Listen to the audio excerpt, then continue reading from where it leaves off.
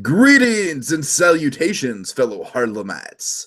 We're back to cover the third of Marvel's Netflix series, this time featuring a beloved fan favorite that we met in Jessica Jones. That's right, it's the original Hero for Hire.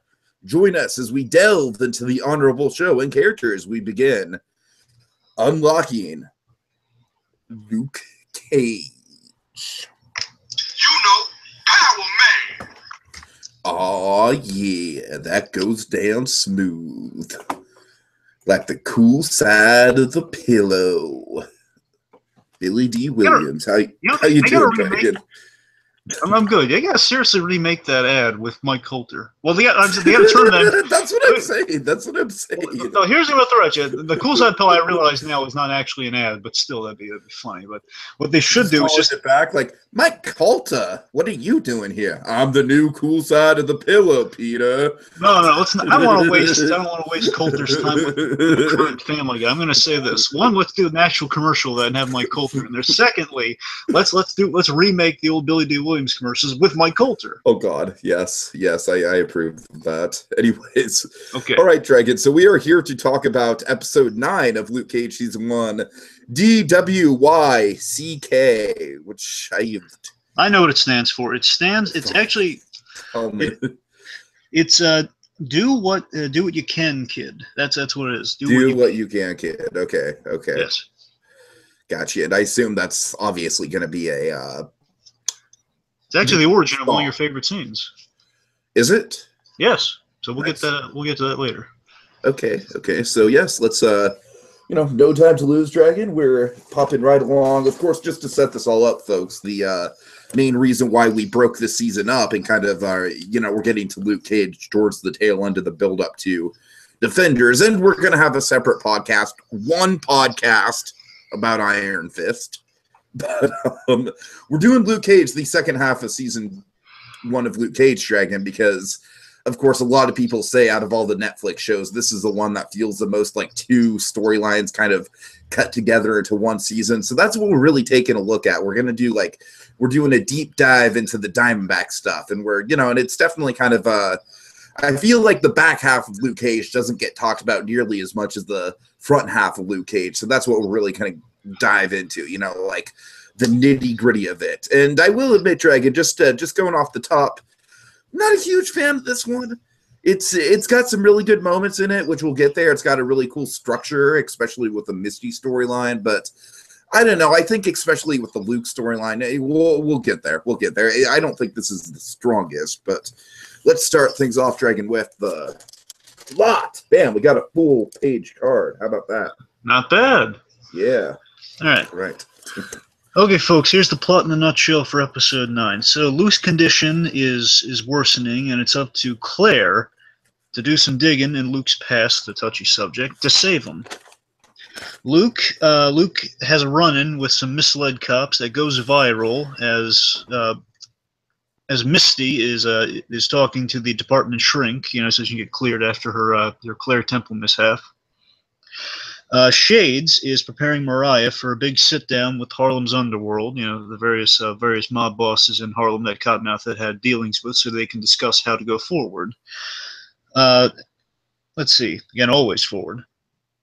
Which, in the end, is interrupted by the great and powerful Diamondback, who is, let's just say, taking a more assertive role in Harlem now.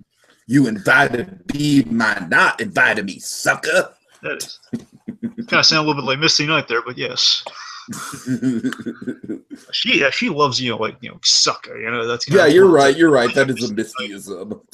Yeah, it is. Okay, let's see. Lastly, Claire and Luke, they find the only man who can help save Luke's life, Dr. Noah Bernstein, who we met back in the Seagate days. They track him down, which after tracking him down, they happen upon a very risky procedure to essentially jumpstart or reboot Luke's powers and remove the shrapnel in the process, before they're fully restored. And Luke, let's say the ending implies that Luke seemingly is a goner. Hey kids, do you like Kentucky Fried Chicken? Well, why don't you come on down to KFC, Kentucky Fried Cage. God. I don't know who's making that ad or what for, but I would have a word with their marketing people saying, you know what, I don't think people love seeing this love character, you know. There's some pretty negative connotations here, and the whole fried chicken thing with the African Americans. Yeah, I mean, look, I know he's subject. I know he's bulletproof and he'll be fine, but I mean, come on, it's the meaning, man. It's just everyone loves Luke Cage. They don't want to see him deep fried. What's wrong with you, man? Why would you market this to children? Think of the children. He's a role model, darn it. Anyway, that was our dark out of line joke of the night, folks. Let's get to Power Man's plot. Oh yeah. Yes. All right, so Dragon, I alluded to the one problem I have with this episode, the one reason why I feel like this episode, even though it does kind of set a lot of things in motion, I'm not a big fan of how Luke is just kind of basically we don't really get a whole lot of progression with the Luke storyline. It's just sort of like, okay, you know, episode 8, Luke had the bullet in him. Episode 9, Luke still got the bullet in him. You know, we were still, and this is like one of the, I'm kind of picking up on this, Dragon. I feel like this is kind of one of the things that people had a problem with the back half of the season, is that really there is a lot of, you know, there's a lot of downtime with the Luke storyline. You know, Luke just kind of sitting around, you know, like hurt and wounded, which I get that you need a little bit of downtime after an event like him getting shot, especially after building up that bullets couldn't hurt him for the first 7 episodes. But I don't know. What do you think here? It's I think kind of the chinks in the armor are beginning to show just a little bit with the meandering for me. Well, let me say this. 2 things I really got on this. One is it kind of occurred to me that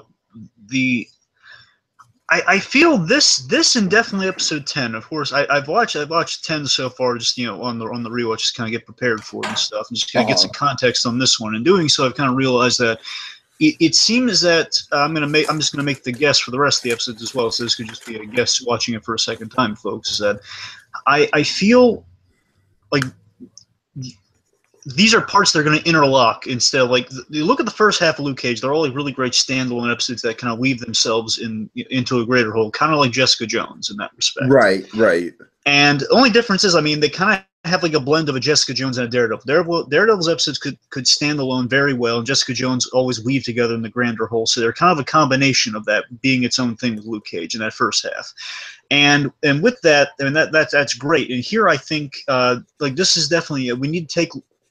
We serve a few story purposes here, and I think they are necessary, and I do agree with them that what we're doing here is we're taking Luke out of Harlem. I think that's the main grievance people have, is that, you know, we love Luke in Harlem, we take him out of Harlem, then, you know, it's kind of half the show's gone. You see, I don't necessarily mind that. Like, I like the kind of like road trip elements in this episode in a way. Like I said, the thing that I have a problem with is just the fact that it takes so long for him to get recovered from his gun wound. And yeah, it's realistic, you know, but it's just, I don't know. It's like, you know, we're at the 3rd episode now where the cliffhanger is Luke going to die because he got shot? You see the problem with that, right? To be fair, he literally does die at the end of this one, temporarily. He kind of dies at the end of this one. But you see what I'm getting at, though. I mean, it's literally the same cliffhanger 3 episodes in a row. Well, the last one, he was wounded. He wasn't dead. He was just like, what, or like in the what's going to happen next at the end of last episode. This one, he actually does die. And I'll say this, next episode, he does return to Harlem. So he's not gone for as long as we're making it out to be, folks. He's not. And like I said, it's not the road trip part that bothers me. It's more kind of like I feel like the plot line with the bullet wound just gets a little repetitive is all. I don't know. I just think it's like these. I just think they're parts that they interlock together. We can't tell the full story all in one. This is just we want to add kind of that act break tension with this. And I don't know. It's a gutsy move. I agree with it. I guess that's. I don't know. Yeah, we'll see. We'll break down with the characterization we do get with Luke, though. Here's what I did read for it here with Luke. He said, you know, after literally a blast from his past, mm-hmm. you know, getting hit with a Jewish bullet again, but of course with the big revelation being this.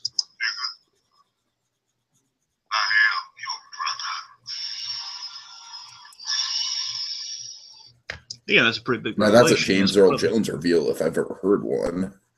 Yeah. I wonder if James Earl Jones watches Luke Cage. I would like to think I would like to think he does. Anyways. That'd be like the ultimate endorsement ever. James Earl Jones approves of this show. Anyway, so you can literally this episode to me seems like we start with Luke. He's in like the idea is he was walking around with these wounds, and now he's down like in the dumps. You get it? You get it? Yes, he is. Symbolism. Yes, he's down. He's down in the dumps, but like now we have like kind of that real world. Luke is in like the roughest shape he's ever been in, because now like the wounds are getting infected and they're not healing right, and it's just these. And once they like basically when they're in that really weird like kind of infected state, like the infected stuff is bulletproof as well, so it's just nasty. Mm. You didn't add one, did you? Yeah, Diamondback swore. Well, no, he didn't swear, Tiki. It doesn't. We don't count that. You don't count that? Really? We don't count that. Really? Yeah, we've been over this for 7 episodes. We don't. Okay. Okay. Calm Anyway. down. All right. Anyway, so let's see. So after a little blast from his past, Luke's definitely off his game. He's weakened. He's and what I really liked about this, though, looking into like kind of like the different thing I think we do with being wounded this time around is that we started the idea at the end of 8 with that revelation, and now we're fully getting into it. That Luke is literally, as this episode progresses, he's continually dragged into his past, for his own survival. He does not want to go back to Georgia because he's going literally to around the same place Seagate's at. Mm-hmm. And as reluctant as we know, again, following Pop's teachings, it's always been, forward always, never backwards. He is forced to go backwards for his own survival, and I love the consequence of that, because when he does that, he loses he kind of loses his new home in Harlem, because now he's being ostracized from it. He has like a really bad run-in with the cops. And additionally, when he comes back to Harlem, he's going to be a fugitive in his home, and Diamondback his past has made that, has corrupted his present.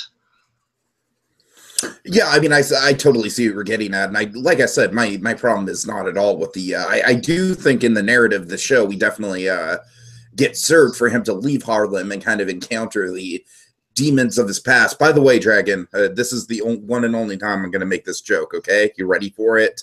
All right. I wonder if Luke remembers Dr. Berenstein is Berenstein or Berenstain. God. Bernstein. God. Like I said, one time. Everyone only gets one. Yeah, like Spider-Man. Thinking of so many Punisher gags we've had in Daredevil season 2 now. Oh God. Anyway.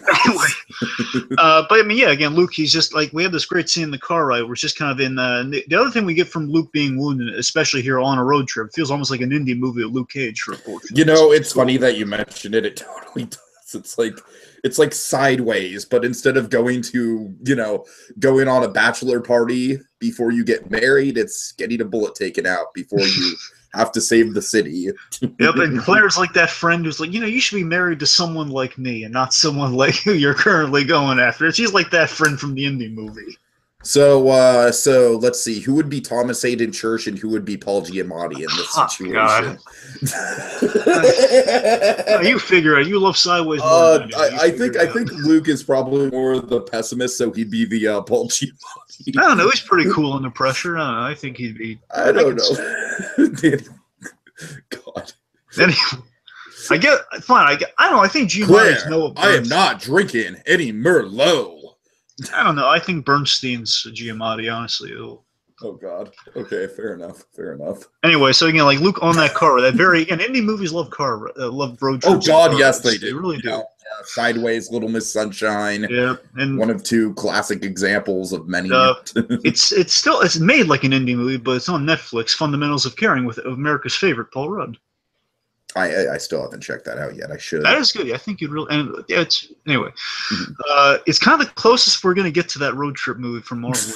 It's the closest. It really is. I don't know. You never know with the way the MCU is going, man. They're greenlighting stuff I never. They love. The Galactic Road Trip with Ragnarok. That's what I'm saying. That's what I'm saying. Exactly. You're right. Like they might want to be like, hey, you know what we should emulate? We should emulate the Muppet movie, but with Marvel. Or an indie movie with Captain America with a beard. Oh God, yes. We kind of do the Logan thing where we kind of strip away all the shield is like on the hood of the car. Oh, Anyway, I love it. Anyway, getting back on point, my point is like along the way, Luke has this bit where again he's in this episode he's very much in denial about the whole the revelation. He's really he now has time to process because at the end of the episode, boom, shot. What? Now he's having time to process like this. It's the part you can't fix that's bothering me. What do you mean? Willis Striker thinks he's my brother. Diamondback. He's got to be lying about my father. He can't be my brother. And I guess that's what I'm trying to hit upon with like kind of the three episode arc of kind of the Luke wounded stuff is that when Luke is wounded he gets introspective because he can't really kind of like punch his way out of his problems. Not that he is known for doing that, but I'm just saying it's like a place where he is like left with the only thing he can do is really kind of think about things and kind of process how he's feeling about stuff. So that's kind of like the intellectual stride I'm getting with kind of the Luke wounded arc we got. I mean, I think you hit the nail right on the head with the Jessica Jones comparison. I think that's a great comparison because as we were talking about, as we were going through Jessica Jones, the story in itself is really tight and really well told. The problem is that individual episodes don't stick out as much as they should. And I think that's especially obvious when compared to something like the first half of Luke Cage, where it's just it's so like every episode just has its own identity, from the from the flashback episode to Scarf's Last Stand to episode 7, which is and Pop's death episode. It's like they all stand on their own really well. You know what I mean? Yeah. And let's see. Lastly, here, Luke is just again. The more Luke goes into his past, the more precarious and dangerous the situation he finds himself in. Because at the end of this episode, and the last thing is that he is in he's in a very, he's put through an inhuman amount of pain in a process designed to save him. So basically, he has to again. It's like the ultimate warning from Pops is that again, there's a reason you don't go backwards because you're going to be faced with that. He's not saying he wouldn't. He didn't say this, but if he did say it, he wouldn't mean this literally. You're going to be faced with the same pain you suffered if you get entrapped in the past, which also serves as a warning not to become like Diamondback because again, you dwell in the past, you're just going to have nothing but pain. And let's just set up what Luke has to go through here with this little clip.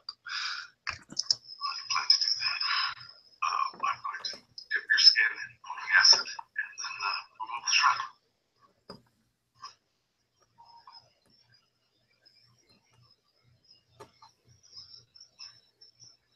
I've tried with him. He's putting me in a rotisserie spin. I think he wants to deep fry you. Like a turkey. Now look, we're going to have a short window to do this before your skin closes up again.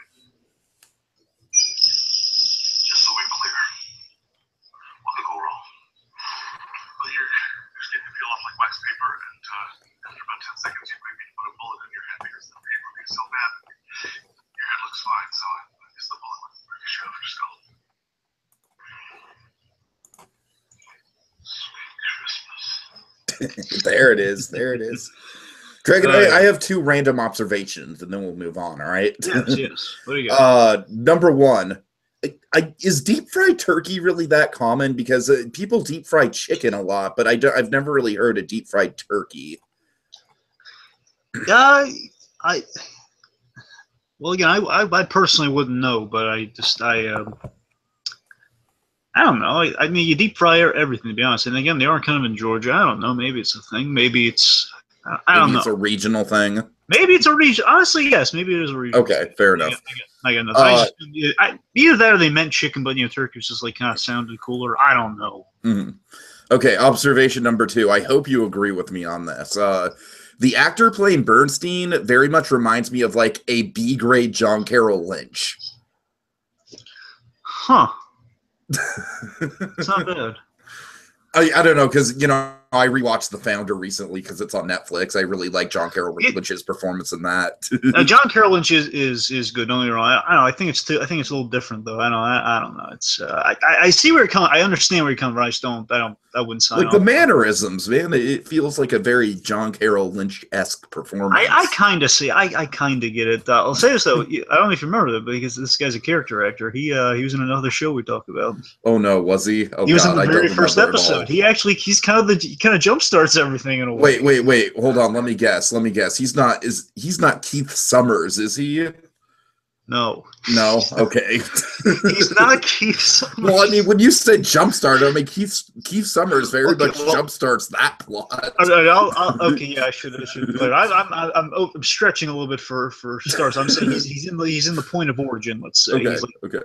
Oh.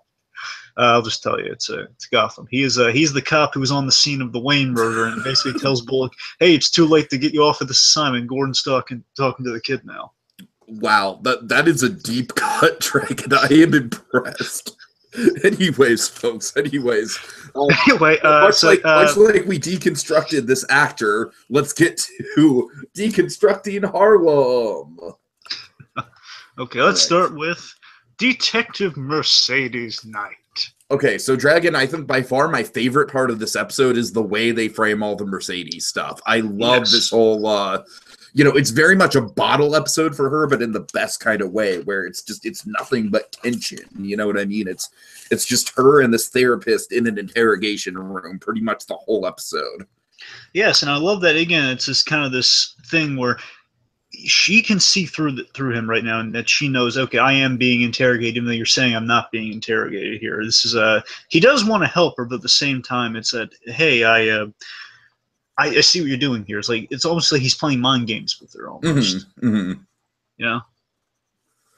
Yeah, like I said, I just love the structure of this. I think this is like definitely one of the points of these later episodes that I kind of forgot about was, like, I'm not sure how well the Misty storyline merges with the Luke storyline later on, but I just think like, even though they're not on each other's tail or anything in this episode, we kind of mirror each other. You know what I mean? Because Misty and Luke are both kind of in this state of they're in a vulnerable place. Exactly. They're pretty much at the most vulnerable point that they've been in the whole series thus far. And they're also kind of confined to singular locations. Like, I mean, Luke moves around a little bit, but especially in the second half of the episode, he's very much, constrained to the doctor's workplace. So, yeah, anyways, so with Misty and Harlem specifically, I just really like how this episode digs into her past, and we really get kind of a deep examination into her via the psychologist. I think that works out really well. It's good, it's nice, sharp writing on her part. Of course, I love one of the backstories that we'll get to in one of my sweet Christmas moments. Mm-hmm. Gonna hold off on that for now. Sure. So it's kind of cool we're doing Misty in this in so many ways, because we left her in a very conflicted, spiraling place last episode, because again, she's snapping at Claire. She had a very bad near-death experience with Diamondback, who is not a guy you want to meet with on a rotten day. She is not in control, and that's really eating away at her, and that's kind of what it was brought her to this interrogation room. She's basically, in this episode, she's forced to, she's not locked in the room, but essentially she's stuck in this room, and she's forced to get perspective. Basically, if she leaves, then she'll just kind of forfeit her job in a way. No, she'll still have her job. She'll be on desk duty. That's the thing. She'll be on desk duty. Gotcha. That's the thing. So the next time you'll see you'll even see a parking parking lot will be like if you look at it from a window. Okay. Like that, it should be that locked down to a desk. But yeah, man, I like that she's forced to get perspective on her story. And one of my favorite. I mean, you've got to admit, the psychologist is a good psychologist, because he really does get to the root of the issue with her. I really did like Krasner. That's the psychologist. Always good. But what I'm saying is, the idea I love most in this episode with Misty's story is the fact that she is forced to kind of do her thing where she looks at crime scene photos and she can picture it in her head. She's forced to do that with her own crime scene photo. I really like how she kind of she spits out her own reputation. She's kind of sick of her own reputation. Oh, I'm the girl who's supposed to see everything, right? And she's very much dealing with Scarf as well. You know what I mean? That's a big point of contention with her and the psychologist. Go ahead. She's the Adrian Monk of Harlem, and she's pointed out, hey, you didn't know your partner right underneath yours. You can see everything, but the fact that your own partner was dirty, you were in on it with him. Or again, it's the implication of you were in on it with him, weren't you? Or you were so stupid you didn't even see him. No middle ground in between. It's one or the other. Exactly. I love, which is unfair. That's kind of it's an impossible position for her to be in, but it very much rationalizes the move she made at the end of the last episode with Claire. Yeah, all of her human choices are put under a microscope very unfairly. Again, the fact that she slept with Luke Cage is looked at with. I like they're addressing the issue, but they're not being too overblown back, because I love that. Basically, she points out, look, if a cop slept with someone, a suspect, he would be like a male cop. He'd be patted on the back. Oh God, that's such a good point. That's such a good point. And at the same time, they call themselves on saying, we're not going so by the numbers on this, because we're going to have Krasner point that well, look, own your stuff. You did make mistakes. You're again saying it's not based on that entirely. Mm-hmm. He's not saying that she's wrong, but he's saying, no, don't turn this into something else. This is about you. Yeah. So like I said, I mean, I'm trying to kind of dance around this because we have more to say when we get to the dynamics, but or the parlays, I should say. But I really like how Krasner kind of they're very much in opposition of each other, and Krasner is almost kind of a nicer version of Priscilla with the way that they're kind of diametrically, they have diametrically opposed viewpoints, but Krasner kind of sees things a lot clearer than Priscilla does. Anyways, I'm kind of, like I said, I'm kind of stepping on the parlays. Sure, yeah. Let's see, just to focus on Misty here for about a moment, then I'll play a clip, and then I think that'll probably be it. But so let me say, what I really like is that where we end on Misty and her story is that her big revelation, kind of her breakthrough moment, let's say, is that she realized that she's, and I kind of like how meta it is in a way, because again, she's getting perspective on herself, which is bound to bring out some character flaws and development. Mm-hmm. Character flaws in a good way, but she's improving upon herself, which Claire kind of waved her in through in a good way. And Claire's kind of responsible for Misty becoming a better character, which is cool. Is that Misty realizes, she's tired of being a side character in the dark to Luke Cage's show.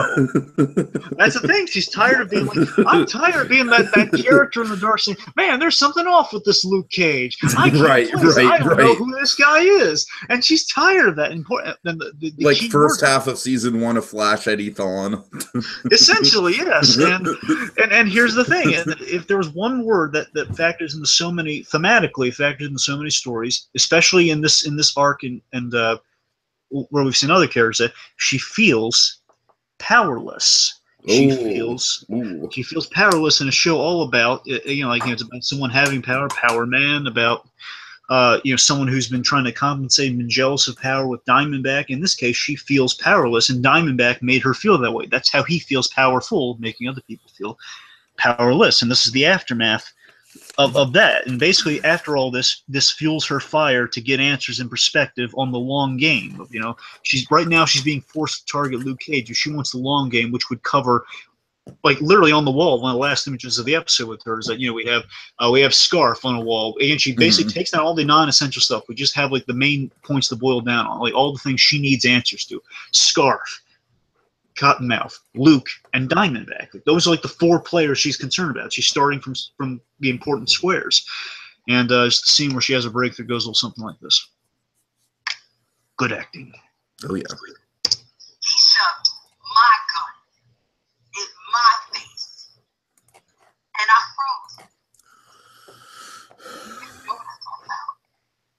I thought about Pop's funeral. I thought about my own funeral. I thought about my father and what people would think about me. And this guy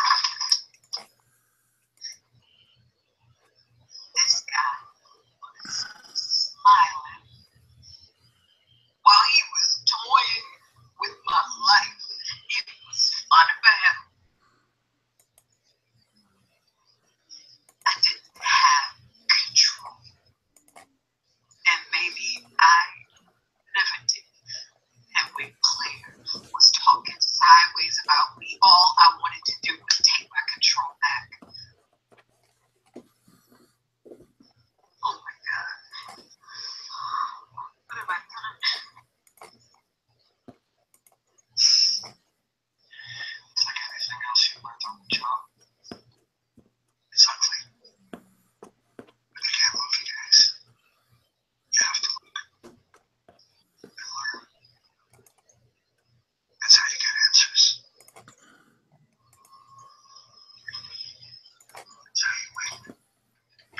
Okay.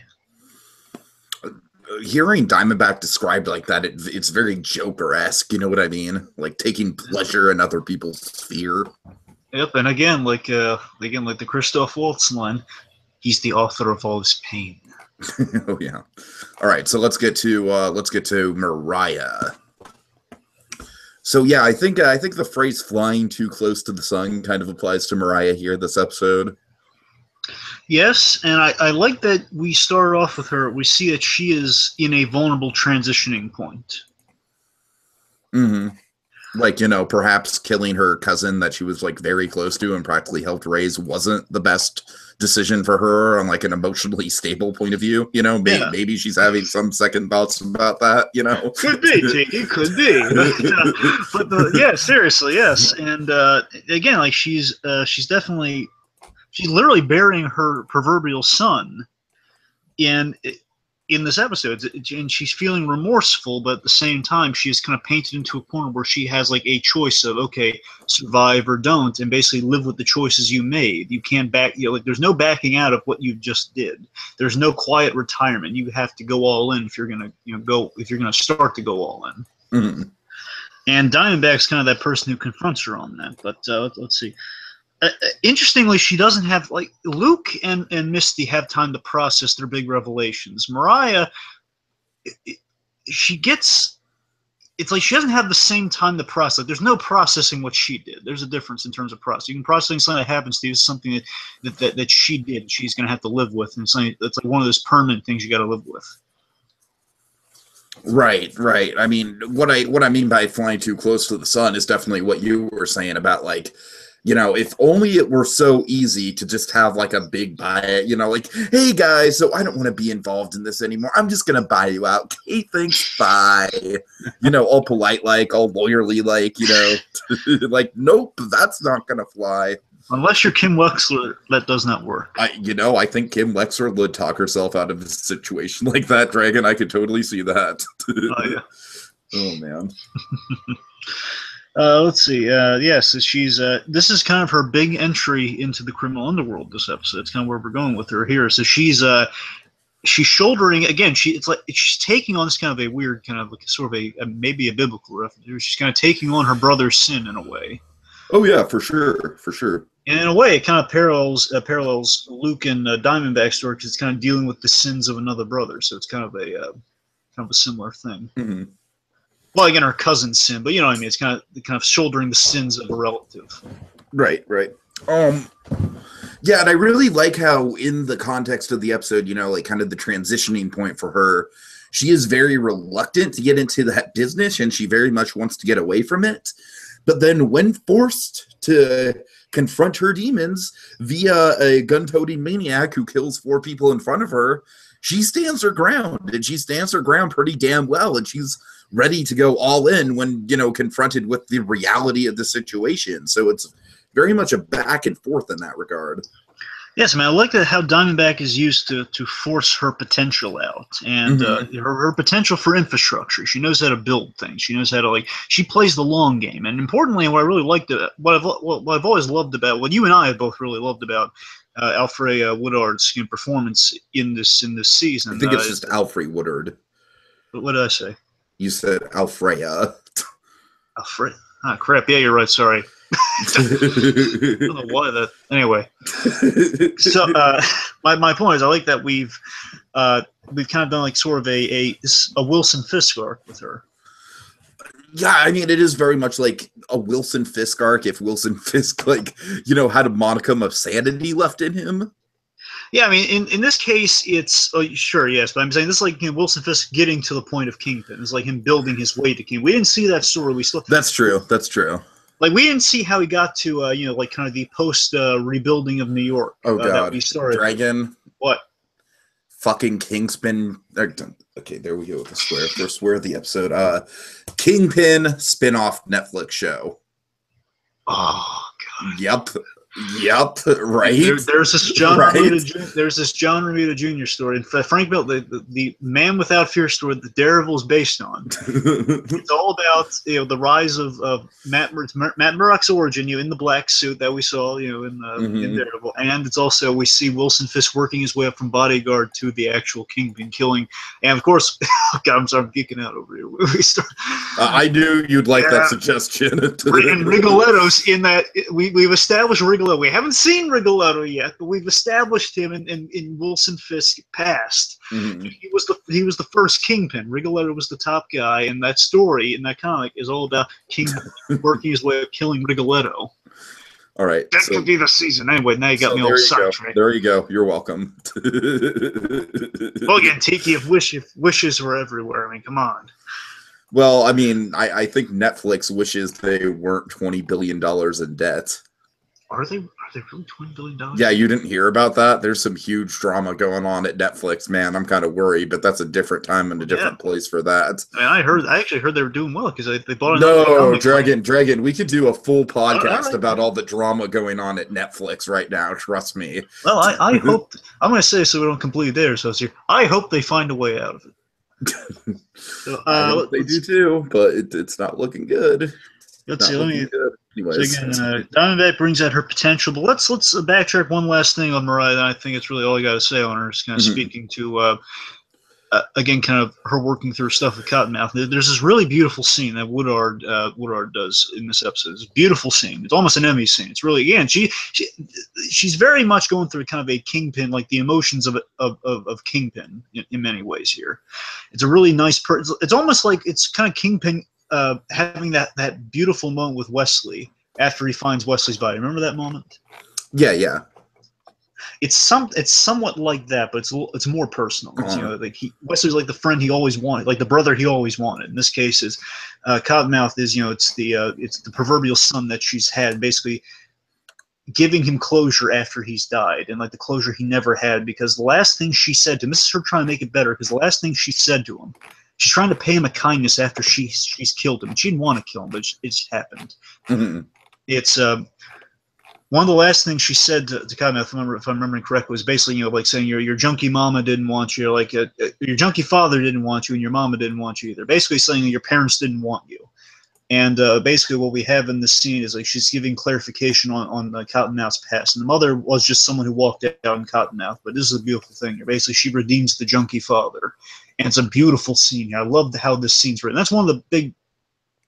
So there's some really great dialogue scenes all throughout this episode. This episode is very dialogue heavy, yes, and I think kind of the therapy sessions very much personify that. This is like one of those. We have a lot of great conversations. It's one of the great monologues. For essentially, just to give it context, she's basically saying, and this is great again, history for Harlem here is to make it all relevant to deconstructing Harlem. Again, it's like the history of Cottonmouth is somewhat of a Moses figure in Harlem. That's amazing. Right. I completely forgot about this part here with the whole like the Mo thing at the end, which she's going to get into. Like, his nickname before Cottonmouth in the household was Mo because he was left in a basket on the doorstep. Like Moses, that's amazing, and that's a cool idea. And just the fact that his father was a musician, he had all the potential in the world. He was a nice guy, but then he got wrapped up in drugs, and that kind of killed his potential. And much like that, Cottonmouth killed his own potential as well, being wrapped up in this place he was abandoned. So anyway, scene goes a little bit like this. Really nice acting Woodard here. It goes a little something like this.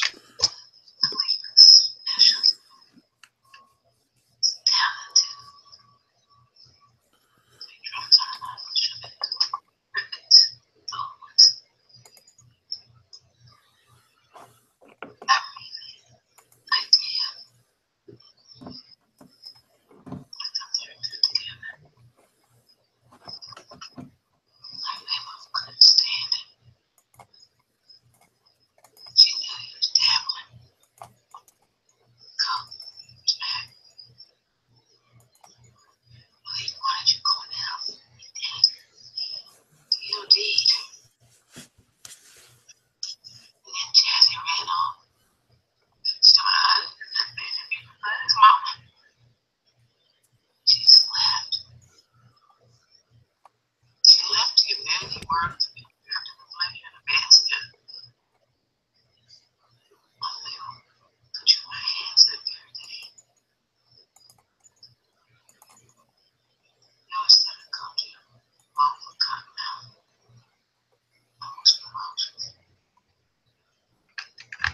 Beautiful little scene, really well written. Oh yeah. All right. Oh, you know what's funny? If she lifted the sheet, you gotta wonder. It's probably not. Obviously, it's not Mahershala Ali. But I imagine this. You're like another guy. Look, who is of the same build as Mahershala Ali, God. and there's like a sign he's holding, like, be back soon. She's like, wait a minute, you're not Cornell. Where is he?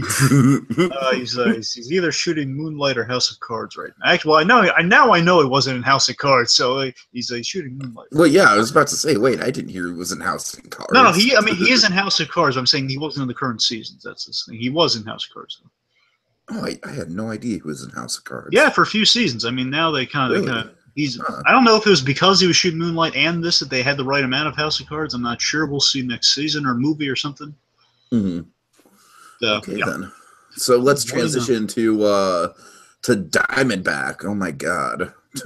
Oh boy, Diamondback is still a lot of fun for me. I'm loving. I don't think Diamondback has lost his appeal at all. Like I said, Dragon, I very much think of this guy as kind of like a Joker type figure. Like obviously the performance itself isn't going to be like iconic like Heath Ledger or anything like that, but the way he conducts himself in front of mobs is very Heath Ledger Joker-esque. You know what I mean? Mm-hmm. I mean, he even does an intimidation-based quote-unquote magic trick. He does. It goes a little something like this as he enters, and he basically says, "Fine, Luke." I kind of melded two of it. He has so many good scenes, folks. I have to meld. He does. So I melded the magic trick with kind of the really cool line he has at the very end, saying, "Fine, Luke Cage." So it's kind of a mixture. It goes a little something like this.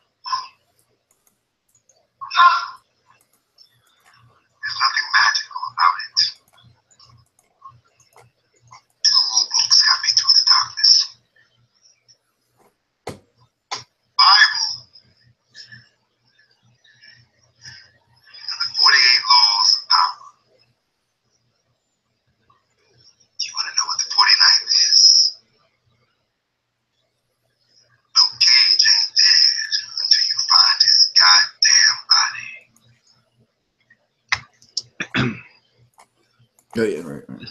Oh my God, I love Diamondback so much. He's so much fun. Ta-da! It's gone. Now, what's great about that, by the way, is I love that shot. Unfortunately, Murdoch Vision, as I like to call it, does not serve. Right. I was about to say that clip plays a lot better when you see like the hand motions and everything. Because essentially, he does. If anyone's seen Gran Torino, he does the Gran Torino thing where he fakes people out with like the finger gun, and that it looks like, oh my God, did he somehow shoot him with the finger gun? Then you look down, you realize, right? Like, holy crap! We just got into a new like supernatural direction here. That's an awesome power. Oh my God. It's amazing. Or is Kilgrave still alive and like on the side saying, pretend like you got shot. Oh God. Just like trying to help out a little bit. No. But seriously though, it's a cool thing where he reveals like he has like the second gun down there. What's kind of cool what that sort of thing does is that it adds this unpredictability to Diamondback that very much like his namesake, he's kind of snake-like in that this guy's so dangerous. Like he could, again, speed and unpredictability is on his side, which is what a terrifying thing about a snake is. He's deadly, can come at you at any angle, and again, when you think he's going one way, he's going to like spit venom at you another way. And again, Diamondback's own words. Yes. Let's just see how snake-like I can be. I think we found our Jafar for the 11. No. Don't get me wrong. If that was the case, I would totally go for it. I'd be like, cool, that fit. I approve. I could see him tough talking the Will Smith genie. I God. I could buy it. Gotta say, it'd be fun. Anyways. Maybe not. Again, maybe not the perfect pick, but it'd be a whole lot of fun. Anyway. Okay, yeah, and also just to go with the Heath Ledger comparisons, the magic trick scene obviously emulates that moment in The Dark Knight a little bit, and then of course later on we get a scene that very much emulates the stack of money in The Dark Knight, where Joker is just like, "You need me." Like, I'm just going to show up here and just like, you idiots are just running your little meetings. And then I'm here and I'm just above all y'all. I invited myself by being uninvited. Right. Well, less the money stack, more like kind of the opening mob scene. But yeah, sure. I guess, you know what? Yeah, you're right. I think the Diamondback stuff in this episode is all kind of like encapsulated into the opening mob scene. I think you're right about that. Yeah.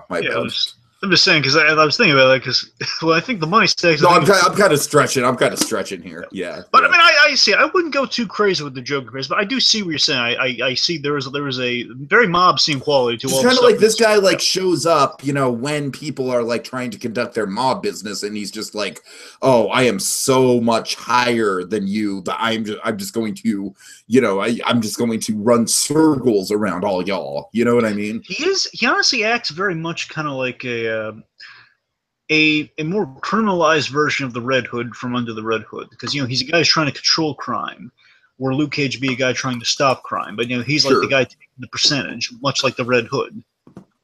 Only obviously, again, Red Hood also has a grudge against Batman, but in this case, the Red Hood now has a grudge against Batman, but he also is just a really nasty guy. I can see that for sure. But just to boil that down just for a minute, to Diamondback and how he factors into Harlem here is that now Diamondback, he is operating out of the shadows, because with Cottonmouth gone, he has no other choice. He's taking Harlem over, and again, he's like a really forceful version of Luke in that regard. He's the kind of a new power player in Harlem who's now out of the shadows, and he's very much like, yeah, I'm here and you can't stop me. Mm-hmm. He's flaunting his power. Where Luke Cage is not flaunting his power, he's just using it as seen as deemed appropriately. And in this case, this is a guy who flaunts his power and his unpredictability. He's kind of like building himself up. You know what I mean? Like, he's kind of like building up the myth of Diamondback. Like, he's doing these unpredictable things specifically to get people talking. Name was already out there. Like the higher ups knew, okay, Diamondback's our main supplier, and he's the guy you don't want coming down here. Now he's down here, and now it's like right. And you're right, though. You hit on the head that, again, this is a guy writing his own mythology, trying to compete with Luke Cage. Sure. Again, especially in the next episode, like, Luke Cage was kind of known from birth as the Anointed One. He was like a miracle child. Mm-hmm. He didn't have powers from conception, but saying he was like, the parents couldn't conceive, so he was like a miracle. Of course. At show, but that's the thing. Like, what Diamondback's flaw seemingly is, like, the reason he will never measure up to Luke Cage, aside from the power thing, is that he. Looking at how he operates in terms of business here, that he's mixing personal stuff with business. He's like, his motivations are always Luke Cage centric, and because of that, he's like a spoiled child running a business almost, where he can kill anyone he doesn't like. Yeah, I can see that. And this leads to a lot of lethal action, just kind of mixing personal vendettas and business together. He can't really divorce himself from like the personal vendettas. Like, he's not a Gus Fring by any stretch. No, he wishes he was Gus Fring. He'd like to be Gus Fring. He's like a more refined, awesome Tuco. Tuco was cool. That's a really good comparison. He's like Tuco off the meth in a way. Exactly. You know what I mean? He's like Better Call Saul Tuco. There you go. That's the one. Yeah. That's the one. That's the Tuco. No, you're Tuco. Okay. So yeah, I mean, like, his business is like, just see, he does have some business sense, because he's just very cold, callous business with that law of power. And I love how he flaunts the law of power, like that, the 48 laws of power. I love that name drop for a book, because again, a guy who's just obsessed with power. All right, you're ready for another Jafar quote that would fit with Diamondback? Go on.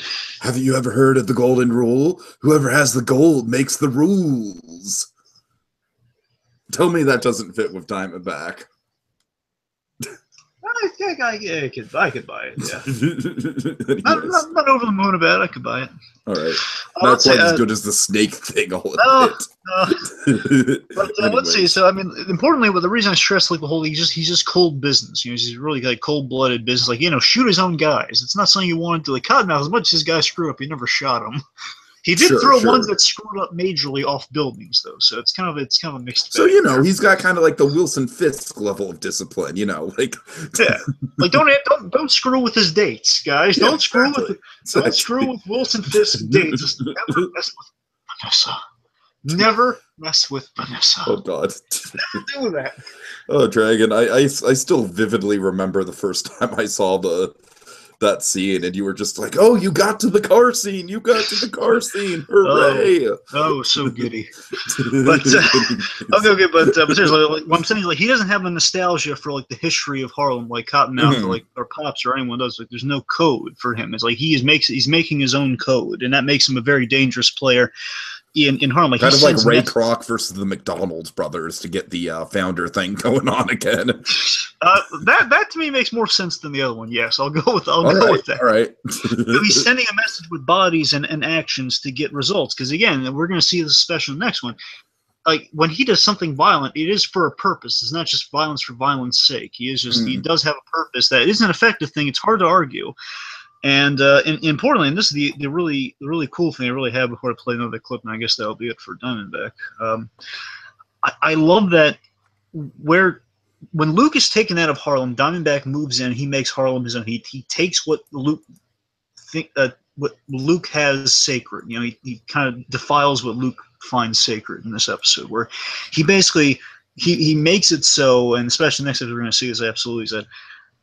You know, Luke can't go back to Harlem without being, you know, public enemy number one. You know, he's hurt Luke, and now he's made it so Luke will be ostracized, and it's only a matter of time before, you know, he's going to enjoy Luke's new home. Like, he's going to take it for his own. He's going to know the minute Luke steps a toe back in Harlem, he'll be dead, or he'll be wishing he was dead, and I'll be the one killing him. It's just like, you know, Diamondback everything's going Diamondback's way. He's starting to settle into Harlem. That's what the ending of the episode is with the Delphonics. Sure. Like, he's starting to see the majesty. He's like saying, you know, I don't really get Harlem, but I'm starting to enjoy, just like Cottonmouth did, but for the wrong reasons. I'm enjoying it because my brother enjoyed it. Mm.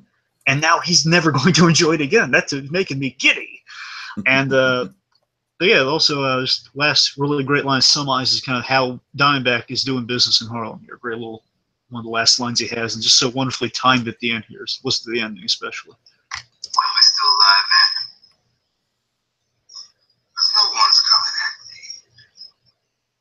They'll ask around, so tell them I'll murderize everything in sight. Because I don't care, and I won't quit. You can't bargain with him. You buy, now you die.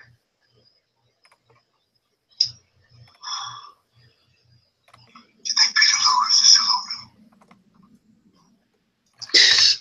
I love how random his mind is sometimes. Just like, you want Peter Lewis slow. And again, he's been a while since he's actually been in Harlem. Right. Second of all, I just, part of me wishes Diamondback had like a side message, just like making T-shirts and memorabilia with like catchphrases on for bad guys. You know, I think Diamondback is just a man who enjoys the simple things in life. You know what I mean? Yes, Steve. You know, like, I'll murderize everyone. Just like, you can't murderize, right? I will murderize. Only he could get away with that. I will murderize everyone. You buy or you die. Again, it's like he's like the Johnny Cochran of bad guys. Yeah, very much. He is. He's such like, if it does not fit, you will acquit. That's a definite. Right. It's great though. It's somehow it works. Okay, track it. So let's parlay from that. See what I did there. Yeah, let's make a deal with it. Into parlays and punishments. I'm sorry. You said punishments, Tiki. Partnerships. Wow, my mind just drifted there for a second. I'm sorry. Someone can't wait for the new Punisher show.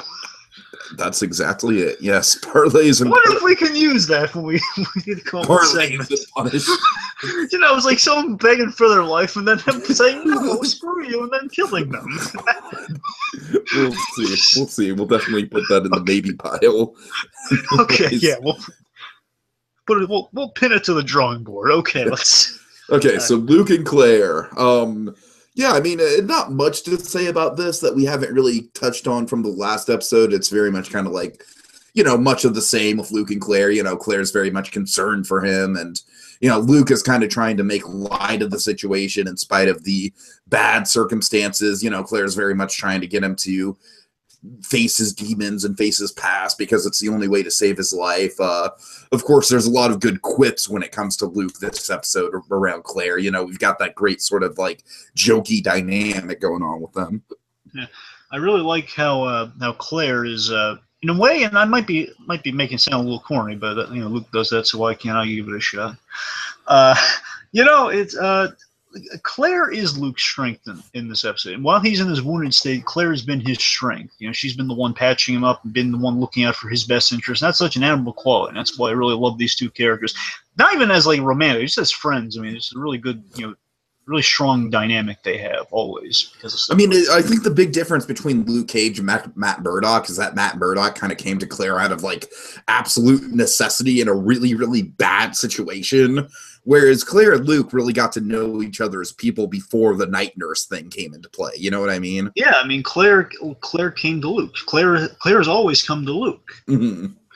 And with that, of course, we have some great stuff though. Where again, we do some classic night nurse stuff with Claire. You know, she's always in this position of I gotta keep fixing these super people, and it's always. I'm sure we're gonna get some fun stuff with that in the Defenders too. It's gonna be so funny. Like I would love this. We're not gonna get this as a promo, but I would love this as a fictional promo. Oh God! Imagine this. Maybe for Defender season 2. Who knows? But. Imagine this. We have all of them are walking into a waiting room. They're signing in, and like you know, Claire says next. You know, just like she has like her own little clinic. like Matt Murdock's like his arm like a rotator cuff for like he's starting to, he's slowly bleeding out. Luke is just like he has like a concussion. Iron Fist is like he's all he slipped. He has like a busted leg or something. I don't know. Jessica Jones like a hemorrhaging migraine or something. I don't know. Okay. Like they're all in bad straits. I could even see that being like a poster for the Defenders. You know what I mean? Just them all in a waiting room. I love that. And making small talk. What was it with you? Ninja with a chain. A lot of ninjas in these Netflix shows. Yeah, I know, right? Luke saying, "What? Ninja? You've been fighting ninjas? What?" Anyways. Yeah, haven't you? No, it's just been superpowered guys and never mind. Okay. Yes. Let's see. Where was I going with that? Oh, yes. You know, this fun scene, just like kind of that regular night nurse dynamic of like, oh, another super person's gonna make my life inconvenient. Because last time Claire's tangled with Luke in like an action situation, her mother's car got destroyed, so she's saying this about her mother's current car they're using. The procedure is too painful. Sorry. You're not dying in my mom's car, okay?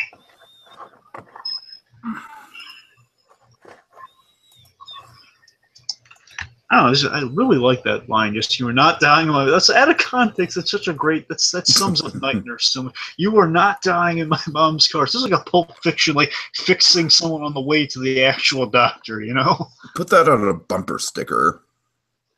Yeah. And we'll do it through Diamondback's company, so it'll be. Oh God! Yes, exactly.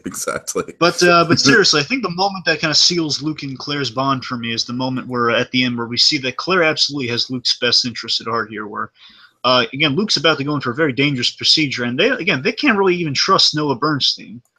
Because again, he seems nice, but he's interested in Luke in, let's just say, a Dr. Frankenstein capacity. Sure. I mean, as soon as he heard that Luke was alive, he kind of got a little predatory. He's like, "Oh, really? Oh, where is he?" You know, so, he's just so intrigued by it. I mean, I'm a guy I enjoy scientists, but I wouldn't place all my trust, all my eggs in one basket with this guy. I give him about. I would trust Bill Nye. Well, yeah, it's Bill Nye. I'm just saying, like when it comes to trustworthy scientists. Yeah. Professor Utoni. If we're talking fictional, well, actually, wait, Bill Nye's actually a real scientist. That's yes, he is. His name is Bill Nye. So. Yes, it is. Anyway, let's. Here's a great clip here. Just kind of summarizing. Claire's gonna like make sure nothing bad happens to Luke. And like, we don't trust this guy, right? The procedure is too painful. Just raise your hand in a fist and I'll shut it down. Okay? Like this.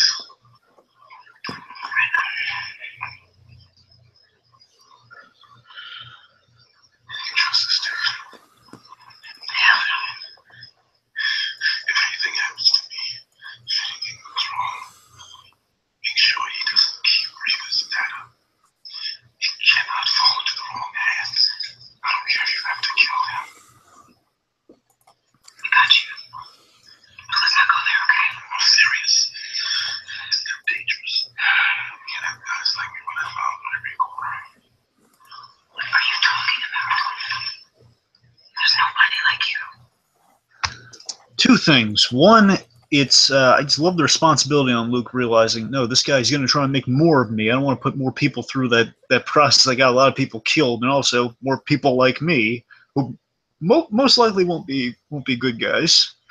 I don't want to risk that, so make sure whatever it takes, even if you have to kill this guy, and even Luke's just looking at the ultimate thing here. Look, do not let him make more of this. Don't let him take this thing my wife got at great expense and use it to hurt people. And secondly, I just love Claire's that beautiful line at the end there, just saying, just this beautiful line. It hits upon where they really kind of hit the right places with each other in terms of characters. Again, not through a night nurse capacity, but through just a human level. No one's like you. And she doesn't like Luke for the powers, for the superheroic. She likes Luke for the nice guy that he is. Like, hey, no one's like you. No one's that nice, incorruptible guy like Luke Cage is. Like my buddy Luke Cage. Right. Forget about my friend Martian. It's my friend Martian. My friend Marvin. Are you thinking my favorite Martian? I think I kind of blended the two. For you know that weird Martin Luther King movie, My Friend Marvin, or Our Friend Marvin, or whatever it is. First of all, it's Martin, because it's not Marvin. Otherwise, it'd be Marvin Luther King, and it's Martin Luther King. I see what you're saying. I got it now. I got it. I'm trying to be funny, and it's just failing. So let's just move on. Let's go to Diamond. What? I'm not really. No, I do like My Favorite Martian, the movie. That's kind of funny. Right. Let's. I haven't seen it in years. I remember. It's not good, but it's funny. It's kind of nice. Jeff Daniels is just pleasant in the movie. That's Steve Martin, right? No, it's not Steve Martin, really. It's the movie is Christopher Lloyd and Jeff Daniels. Oh, it's Christopher Lloyd. Okay. All right. He's the Martian. Wayne Knight's the suit that talks. It's kind of. Oh yeah, the suit. Wally Shawn's the scientist who's tracking the aliens. I very much remember the Wayne Knight suit. That's like the most memorable part of that movie for me. The thing I can never not remember about that movie is the ice cream scene where he's floating all the ice creams around. All right, so anyway, back on topic. So Diamondback and Shades.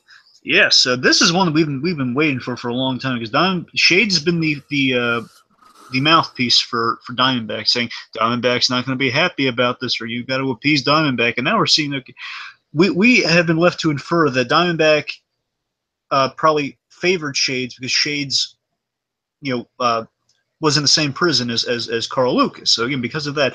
And you tortured the guy who was my brother. That's awesome. I love this guy. You can be my number two. Right. But because of that, we understand they've had somewhat of a friendship, and kind of like he's the Wesley to Diamondback. Yeah, I mean, in a way, but I also think that Diamondback is very much putting Shades in his place, because he kind of, because he sees what he's doing with Mariah. It's like, oh, you're trying to play puppet master with Mariah, aren't you, Shades? I got to tell you, that's clever, but it's not going to fly, because I'm the big boss around here. I love that he calls him on it. So I love that Diamondback is smart enough to kind of instantly call Shades on his... He's kind of just like waving his metaphorical finger in Shades' face, to quote Wayne Knight, Dragon, Bringing Wayne Knight back into it. Yep. And I love this, and this is what I'm going to play for you in a second here. I just love that genuinely Diamondback is, and this fascinated me on the rewatch, especially. I found some really good things on this one on the rewatch, that... Diamondback's legitimately upset about Cottonmouth's death because, and this is what fascinated me, and again, I love that this kind of connects to the Mariah stuff, over losing Cottonmouth, and now Diamondback, we find, genuinely favored Cottonmouth. He was a friend, and honestly, he viewed him as a brother. Cottonmouth was the brother Diamondback always wanted over Luke. Sure. And that to me is astounding. It makes sense because they were both abandoned. Cottonmouth, again, as Mariah reminds us this episode, Cottonmouth was abandoned. He was just kind of dropped on the doorstep, and he's always just kind of been. He's always been less favored. Mm-hmm. And in the case of, which of course is that's very much the motivation for Diamondback as a whole, is kind of like latching on to people like that. It's it's kind of funny. Like Diamondback in a way is sort of like this perverse Robin Hood. You know what I mean? In a way, yes, in a way. I mean, not in terms of like the financial stuff, but in terms of like, you know, like he's kind of like he's looking out for the little guy, but in sort of the most dangerous way. Yeah, but again, I just love that how they're bonding with each other on that level. At least just the implications, like talking about Cottonmouth in passing, that hey, it's a, you know, a brother. Basically, he's going on the thing about like a biblical quote about, you know, a brother even in name, just like just saying someone's your brother is close to an actual brother can be sometimes. Loving the biblical quotes from Diamondback, by the way. Oh, Great yeah. motif with his character. Yes, indeed. Essentially, the scene goes a little something like this. We're waiting on it, then we'll transition, I guess. Sure.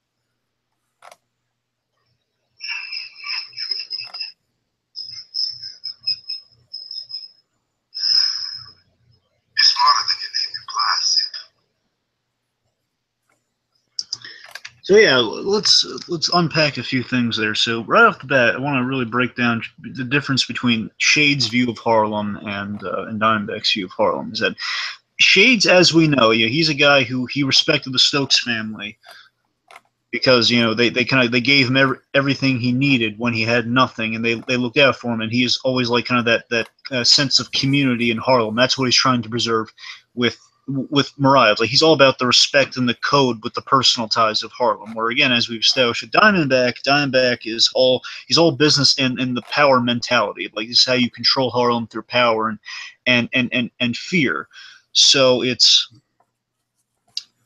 really like even though Diamondback kind of like on the surface level fights for the little guy, right? Like Shades is more kind of like that person in just his lifestyle and how he and how he conducts himself, kind of like diametrically opposed in that way. Yes, they're very much on opposite sides in what their view of Harlem is, because Diamondback is seeing Harlem as like it's just territory to take over, where Shades is actually invested in the territory. Diamondback's slowly seeing the intrigue of Harlem, but like Diamondback, honestly, he had the view of Harlem through only Cottonmouth. That's the only time he kind of saw what Shades sees in everyone in Harlem.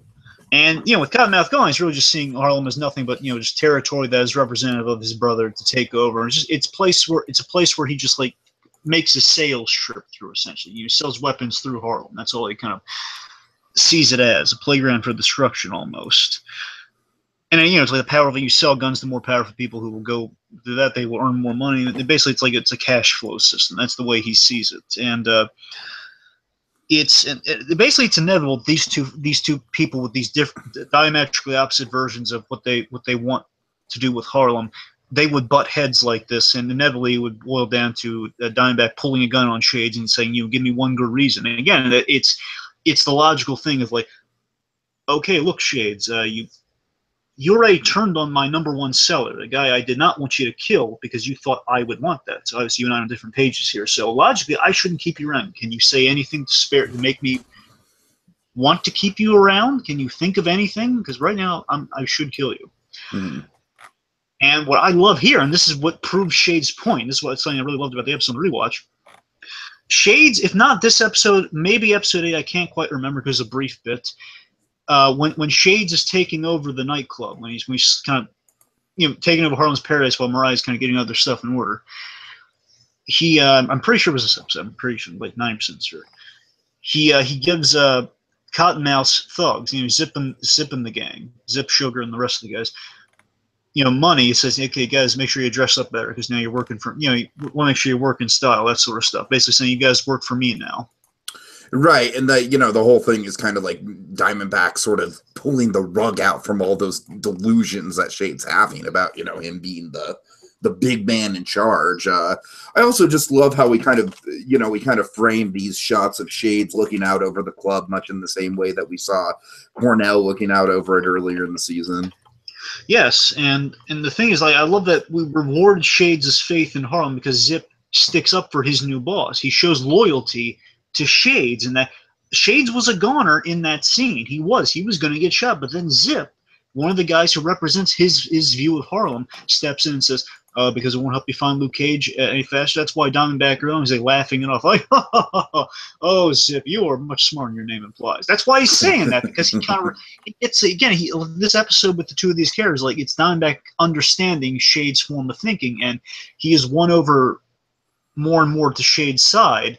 He still sees Shades as someone he can no longer trust, which is going to seal Shades' fate going forward. Because right now they're kind of like playing chess with each other. And Shades has no choice but to work for me, but I know when he gets an instinct, he will try to do something under my nose like he did with Cottonmouth, and like what he and in like this play of like trying to get Harlem's paradise. He thinks this stuff's entitled to him. It's like he's a kid going after the will, essentially. It's like the kid going after the father's will. That's kind of what is happening right now. Mm-hmm.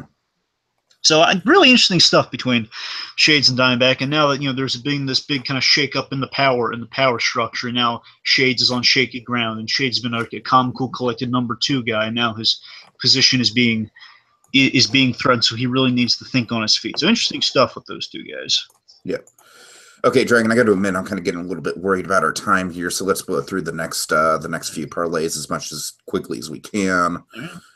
So let's see. So Misty and Krasner. I think we talked a lot about this in the in the Harlem section. So I don't really, let's kind of just get the bullet points down. I really like how these two are, they're both consummate professionals in their own regard, and they both respect each other in that way.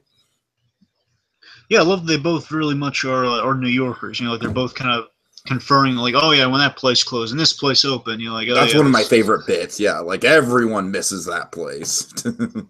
Yeah, I mean, they're cops who relate to each other. I love the little detail that Krasner is a cop for 15 years, and then he, just based on like knowing the psychological trauma police officers can go through, he changed, he kind of retired from being an on-duty cop to being a psychologist. So he was, he's not just someone who doesn't have any experience on the job, like just making judgments on people. This is a guy who actually was in the field, so he gets it. Sure. And he wants to help people. And I love that he wants to help her process and kind of and investigate in a way. He wants to help her get back on the job. So I mean, they both need each other. Yeah, he's very much a good kind of effective, one episode character in that regard. Just kind of he pretty much just serves a focus of like, he's pretty much like how Misty got her groove back, this guy. Yeah, okay. All right, let's see. So next up we have Mariah and Shades. Okay, so mostly just kind of a pivot from what we saw in the last episode. It's very much this big power struggle, right? Like Mariah thinks that she's above all of them. Like she thinks that she's sort of, okay, I'm like, because I'm legitimate and because I've got this political power, I don't even have to stoop to the level of these criminals. And then Shades is just kind of thinking that Mariah is his puppet. And then Diamondback is just kind of like, oh, you idiots, you know nothing. So I really like how there's, it's almost kind of like a Russian doll of power. You know what I mean? It's like the Russian dolls like eating each other in that way. Yeah, I mean, there's not a whole lot of change with Mariah and Shades. It's more change on them individually than them like together. But just to boil it down, is that they're protecting their interests. They're forming an alliance. It's going to be really powerful coming up. Basically, they're forming an alliance to go, in the long run, go against Diamondback, which is a tall order because he's a real tough customer. They're going to, in the grand scheme, what they're going to do is they're going to form an alliance to go against kind of the top dog, which is a gutsy move because they've both been kind of number 2 people, trying to be number 1. That's kind of an interesting place to go with them. At the same time, they're not. The Shades isn't necessarily manipulating Mariah in like a negative sense. He's not like trying to like get one No, up I mean on her, he's but very much grooming her. I think that's exactly that's more correct term. Yeah, that's the thing. You know, he's like the in like in the Egyptian times, you know, like the priest, like the priest of the pharaoh. You know, the guy like number 2 of the pharaoh. Mm-hmm. Yeah, the guy who's like always like, you know, it's you know, like Zach. Maybe I'm not gonna boil. Sorry, I'm not gonna bother with the pharaoh comparison. I don't know. I'm off on the pharaoh thing today. Anyway. I'm not like Captain America. I did not understand that reference. Anyways. All right. Anyway, just yeah, you know, Shades is playing the long game to, you know, for Harlem's survival, and he needs to. He's promising that Mariah will, you know, will impress in a ways. You know, he's promising that, you know she that Mariah can see something in herself, and, you know, she'll be able to kind of like when chips are down, it's going to be between, you know, doing what's right for Harlem. She's going to do that. It's kind of like the unspoken bet between him and Diamondback. Mm-hmm. Sure. Yep. So then again, just everything's on Mariah, and he's grooming her for the takeover. And inevitably, again, Shade's playing a long game, and she's like, she's soon going to be on the same exact page with him when she sees the damage that Diamondback can do. So. Okay, let's see. Let's get into Mariah and Domingo. This will go by fast. Basically, Domingo represents the doubt in Mariah's abilities. You know, the doubt and the distrust among the criminal organizations. Well, it's like I said, it's basically kind of like trying to take a legitimate, you know, political figure and throw her into this cockfight. You know, this metaphorical cockfight. This very illegitimate business. Yes, and I love that. There's this great line that Domingo has that we trust politicians even less. You know, and I love the reason. The reason they don't trust politicians, the reason they trust Mariah even less than Cottonmouth, which they didn't trust already. Cottonmouth was just he was the number one seller. It's like they could only get the high quality guns from Cottonmouth. They had to make deals with Cottonmouth, and he was a smooth salesman, but they didn't like the guy. Mm-hmm. With Mariah, they like her even less, and for this great reason that. You can't trust, basically, essentially, to boil it down, you can't trust someone who can't pick a side, because she's trying to, you know, dabble in darkness and be in the light, but you can only pick one side or the other as far as they're concerned. But she's so smart, she could actually play both sides. It's kind of what she's proving to them in the grand scheme. And I like, you know, she reasons with him on an intellectual level despite his doubts, and in the end, she wins him over. And of course, the two of them are like, you know, the last remaining survivors. And in the massacre at Cologne's gym. Yeah. Okay, let's see. Now let's go to Claire and Bernstein, or is it Bernstein? You promised you're going to do that once. You fibby boy. You're a fibby boy. Okay, so let me kind of elaborate on my John Carroll Lynch comparison a little bit with this guy. Go on. No, I'm serious because I think it very much applies to Claire. All right. All right. So one of the things about John Carroll Lynch that I really like as an actor is that he kind of has a tendency to play these guys who are like very nice on the surface level, but kind of like sketchy people when you get down to it. You know what I mean? And Bernstein, I feel like it's very much that way. Like he kind of like comes across as. Can you say it right, the Bernstein? It's Bernstein. Okay, I swear to God, I'm not trying to do the Bernstein thing. But you know what I mean, though, right? Like this guy, he very much comes across like almost like an innocent bystander who was kind of forced into his situation, but he's still got that kind of level of distrust associated. Like, I don't trust this guy's face. There's something fishy with this guy. I think that's very much what Claire's sort of wrestling with this guy. It's like, you know, she'd like to just treat him on an equal playing field, and she does a good job of kind of to his face trusting him. But, you know, there is very much a level of self-awareness when it comes to what she says and doesn't say to this guy that kind of keeps her on edge.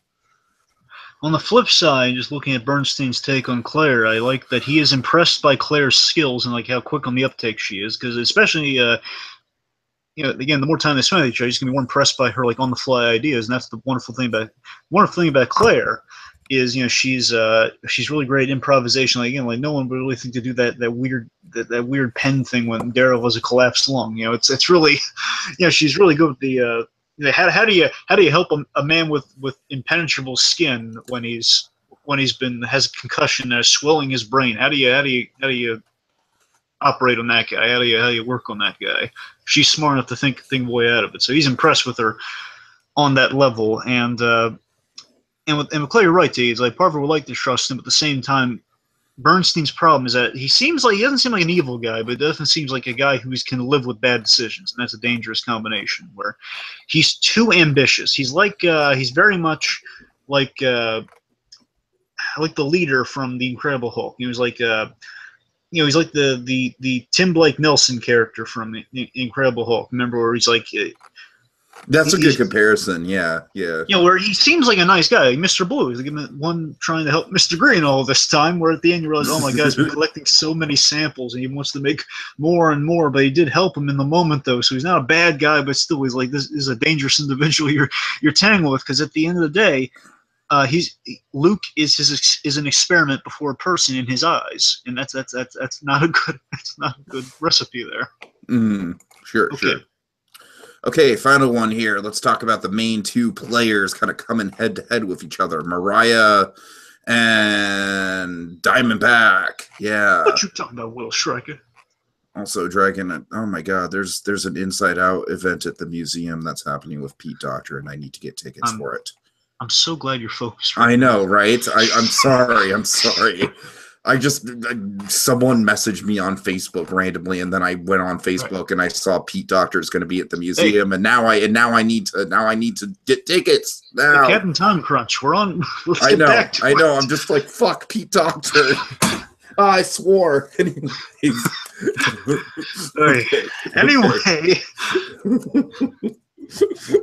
Completely missed out my what you're talking about, Lewis Gag. Yes, I did. I'll admit. All right.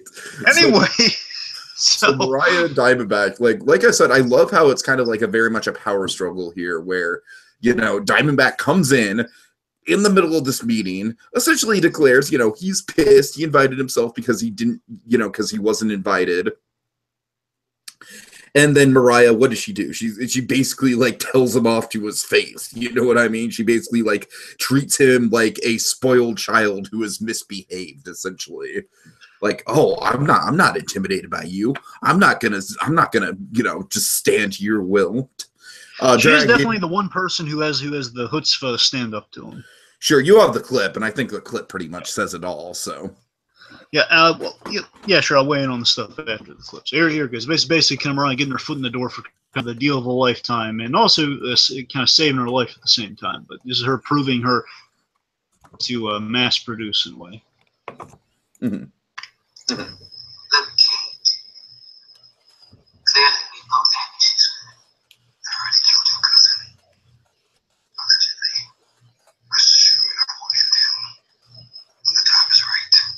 But the time is not right. Have you even seen the dashboard footage that's all over the news? You don't see opportunity.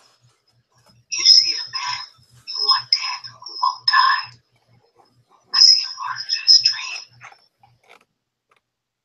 I spend all your time killing and intimidating criminal customers in the dark when you should be selling guns to police departments in the light. Guns that can handle these new threats. Word is, you have a weapon that can take him down. Kill Luke Cage and bring him to, and you go big. Everyone else will come to you to help take down the rest of these super freaks that are upsetting the natural order of things. You gotta go big forward on this shit. You invent the disease, and you sell the cure. Oh, shades. Now I see you right.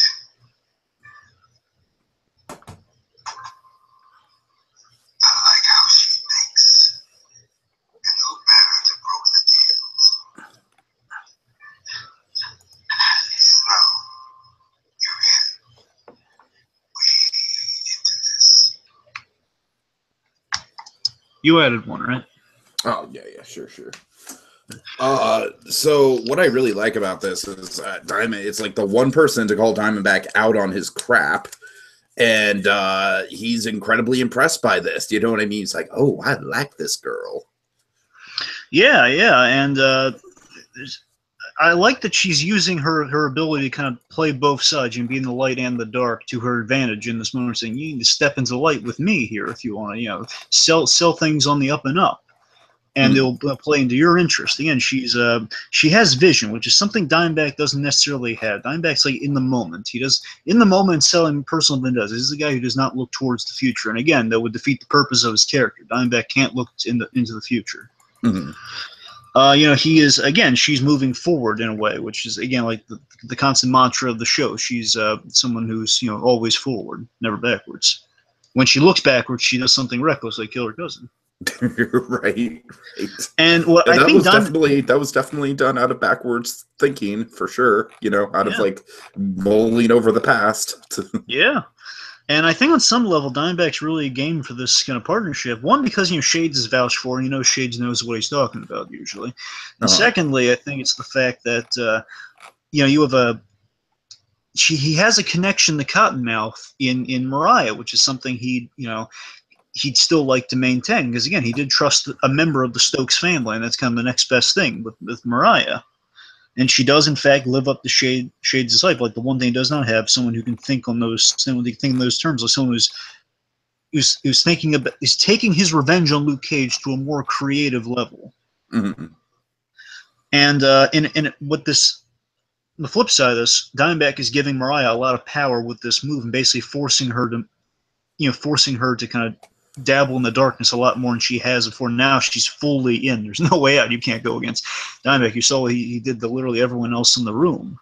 And in a way, this very much does kind of mirror the whole Tuco thing, because it's, like I said, it's kind of a more professional version of the Tuco situation with Walter White. It's like the killing the guy in the junkyard. Right, like you are going to work with me, and you don't have a choice but to work with me. Yeah. And lastly, something I always loved in this scene, I love that Diamondback says allegedly, because he knows, he suspects, if he doesn't already know, that, yeah, you killed Cornell, I know. Because again, I just love that he's just that smart. He can lace the guy, like, in a joke, again, for another Joker comparison before we move on, kind of like the Scott Snyder Joker in a way. It's sort of that. This is the guy who knows your deepest secrets. This is the guy who, like, one of the best bits in that book. This is a guy who sleeps on your bed type creepy. Sure. Okay, let's transition to Pops approves. Let's see what gets the thumbs up from Poppy. Yeah. Okay, I love the structure of the therapy scenes with Misty and how it kind of complements everything else. With that, let me piggyback. I think this is one of my things what directly relates to that. I love the sweet edits we get from that as well. I like how we have a scene that goes on like this, and at the end of it, it's like it's a transition primed and ready to check in with Luke Cage at the beginning of the episode. It goes a little something like this. Checking. Was losing a gun to one suspect while trying to arrest another lab backup. Was the extra eyes because of scarf? Was it this Luke Cage guy? What pushed you towards career suicide?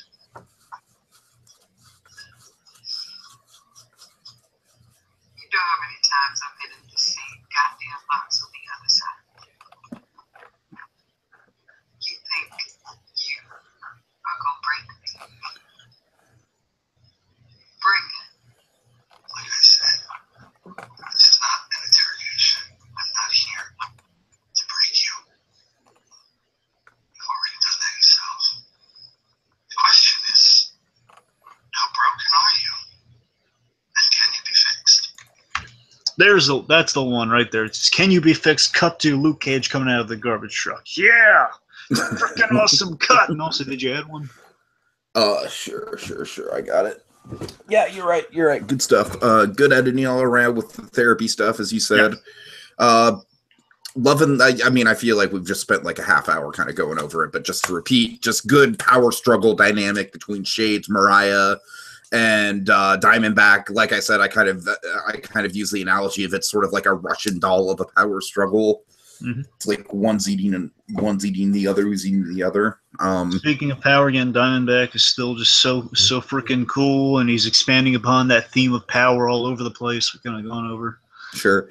Even though I kind of wish it was a little less drawn out, it's still cool to see Luke in that vulnerable position after the first 7 episodes.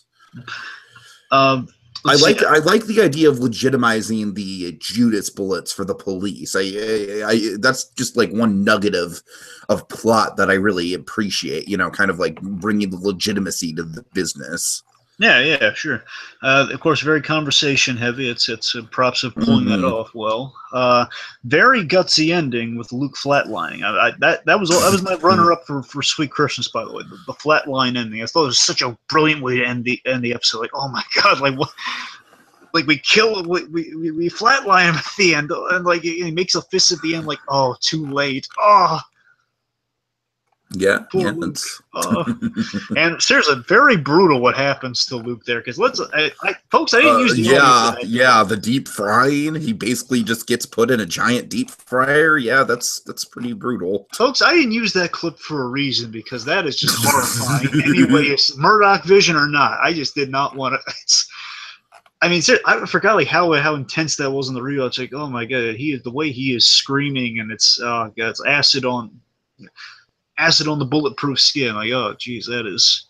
And the description that was laid out earlier on, like basically, you know, you'd want me, your skin could melt off like wax, and you begging me to put a bullet in your head, and because your head's undamaged, you'll probably just bounce off. Like that's such a brilliant description of like how much pain he is going to be, and we see that pain transferred. I mean, it makes you just say. Exactly. Thank you, Mr. Cage. Thank you. Okay. Let's see. So just the brutality of all that. I love the pseudoscience of the Luke origin with the healing tank and the abalone. Abalone. Abalone. You know what? I think it's abalone. You know, basically it's a shell. It's like a creature with a shell. It's an abalone. I keep thinking of the abalone.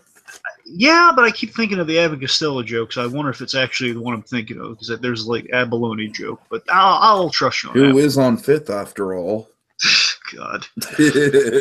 No, but also we did get some specifics on the healing thing. It was like a project designed to kind of help soldiers people on the battlefield. It was basically like a healing. It was supposed to give people healing factors, and like they were starting with healing burn victims in the prison, healing in the prison. So interesting, in the comics it was to make another Captain America. In the Netflix show it's to make another Wolverine. Well, yeah, but in the Netflix show it's kind of along the same lines as Captain America, though, and Wolverine doesn't exist in this universe, so I do think they had Captain America in mind still. Well, I mean, I'm saying in a different kind of capacity. Well, I mean, yes, I'm just saying, like, the end result is is breeding a Captain America type, but I'm just saying it was like direct, like we're trying to replicate super soldier serum. In this case, like we're just trying to heal people, like, you know, essentially a Wolverine.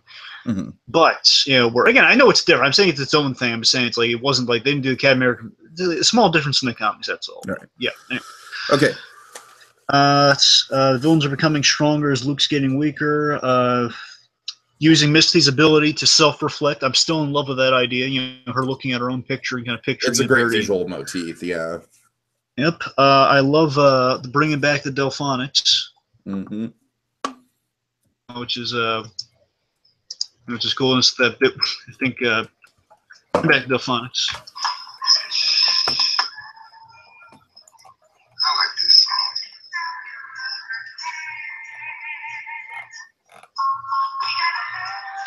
When we bring it back at the end like that, it's kind of nice that that signifies that he's kind of making a home in Harlem. But at the same time, it's like the lyric that plays after he says, "I like this song," is the other half, which is you representing Luke. You know, him thinking of his brother. Sure. Let's see, is there anything else? I love the Cottonmouth backstory about his father, you know, with the musical aspirations and the absentee mother, like all that. All that's doing it, and I guess lastly, we had some great Luke one-liners. I'm going to play two of them real quick. Can I get that with the money back guarantee? And of course, everyone's favorite. Son of Doc. I always wanted to say that. Luke is corny in the best way. He just really is. And I just love how, like, the more pain he's in, the cornier his jokes are in a way. Like, in a way, he almost uses humor to kind of, like, compensate for his jokes. You know what I mean? Oh, yeah. He's so lovable. He's just so darn lovable, that Luke Cage. Okie dokie, then. You know what time it is, Dragon? Is it time around the holidays? Well, no, that's Christmas in July, but it is it is Sweet Christmas. It's time for Sweet Christmas. There's my new tagline for this segment of the show. Do you like that? Just Sweet Christmas. It's time for Sweet Christmas. I'd workshop it a bit. You're not digging it? I'd workshop it a bit. All right. But Sweet Christmas, what were our favorite moments? Well, Dragon, I'll tell you what my favorite moment was, and it goes back to the whole therapy thing with Misty that I really like from this episode. I love that lemonade story, and it comes from such an innocent place too. You know, it's like, I mean, I guess not that innocent, because this guy, it's like, you know, it's kind of implied that the therapist, like, oh, I'm going to get you some lemonade because lemonade is tied to a very dark part of your past. I mean, I don't know. It was like he's heard the rumors. He wants to hear it from her to see how much of it's true, and just to kind of like get her to talk about a memory. And so with that, we get just this great story about, you know, Misty. It's 95. I imagine she's a teenager at this point. Going around. Was it a younger sister or an older sister? Cousin. It was her cousin. Cousin. Okay. Which again, interesting little parallel, possibly. I want to say it was her older cousin. I can't quite recall. I don't know if they specified that, but. Well, basically what happens is that, you know, it's a very hot day in Harlem, and even though she was always warned by her mama not to venture out alone, you know, venture out into the streets alone. Well, I have it if you want to. Well. Yeah, sure. Go ahead and play it, and then I'll talk about it. I'm just saying, you got the 95 thing out of the way. I'm saying the rest of it. No, you're right. Yeah. All right. Goes a little something like this, and then we'll wait a little. My mother told us never to walk around the neighborhood by ourselves. But it was hot. I was thirsty. She was taking way too long talking to some cute boy. So I went to Ruby's bodega by myself and got a lemonade. When I got back, she was gone. It took the cops 2 weeks to find her body. Disfigured. Beaten.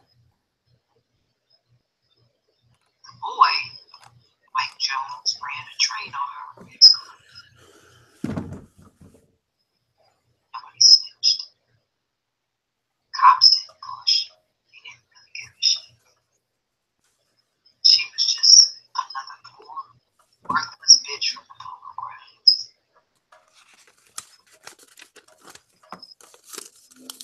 That's why you became a cop. I applied foot to ass and matched leg for leg. I put murderers in handcuffs. I don't just seek justice. I stalk it. And that much should go in my record. Powerful performance, very, very powerful. And one of those really descriptive scenes, kind of paints a picture. And that's exactly what I love about it. Dragon is just like, it feels like something out of a novel or something. You know, like a character's backstory out of a novel. Just how specific it is with those little details. Like I love, you know, like the whole detail of like, you know, this cousin. She was just, you know, she was taking too long flirting with this nice looking guy, and I was just hot, you know, I was so thirsty. So that nice looking guy did something horrible to her.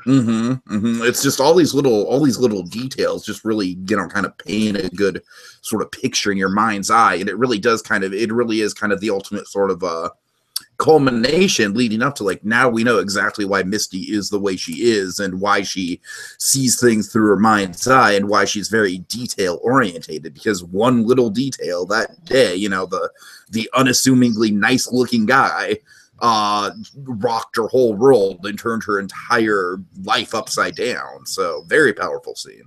All right, what do you got? Also, did you add 3? Oh, 3? No, I added 1. I'll add 2 more. Sorry. But let me say this while you're adding those. Is a fun little fact. So that scene, I want to say, just completely was inspired by the episode title, which is based on a song, and that lyrics in that song speak about lemonade, and basically they use those lines from that song in that lemonade story. You know what? I've never listened to this album because I'm not a big fan of this artist, but Beyonce's Lemonade also kind of springs to mind. I've heard that title of the album a lot. It's a very hyped up album. I don't know. She's voicing Nala, so maybe I'll check it out, you know. But I'm just saying, do what you can, kid. Again, Lemonade very likely inspired the entirety of that scene. Yeah, for sure. But I think it's a cool detail. That's making like the song lyrics and the titles a lot more relevant. No, you're right, Dragon. Good pull on that. All right, so go ahead. It's my favorite. Honestly, I'm surprised they picked this because this is a great moment. Don't get me wrong, but I really was convinced going into this I was going to pick the ending because the ending just really grabbed me on the first watch. But on the rewatch, this scene I'm just so darn impressed by. It's like, man, this scene really is like one of those sweet Christmas. They really nailed this moment, and it's honestly it's how it's executed that really wowed me on this. Mm-hmm. Because this scene, the scene I'm going with the dash cam scene. Basically, it's not actually like the recording of it. This is the actual event itself that is I referred to every which way afterwards as the dash cam footage. Mm-hmm. This is basically Luke's running with the two police officers. So he's injured walking down the streets after he went to a laundromat. He's got a hoodie on, and he was just kind of lumbering down the street. And from a distance, he looks like he could be a wino in the streets. From a distance. So obviously, he looks like someone either in need or he's a drunk walking the street. We got to get him out of the street so people don't run over him or something. So very understandable. Well, where it's coming from. Here's what impressed me so much. This scene.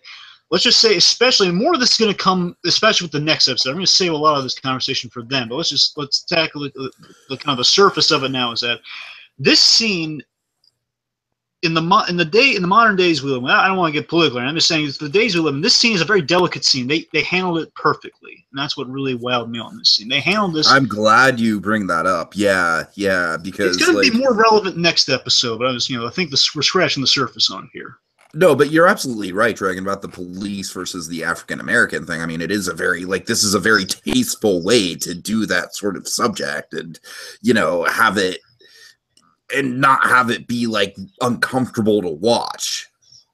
Yeah, because it's kind of like one of those. It's one of those scenes that kind of represents what I really love about the character of Luke Cage. Because I love my favorite bit in the scene. I'm going to play for you in just a sec. Oh, I know what it is. I'm sure I know what it is. And also, let me just say it now because I meant to say it last. I can't. I gotta listen to the soundtracks purely alone. But I love the soundtrack of Luke Cage very much. I seen the score, like kind of the funky '70s score of Luke Cage.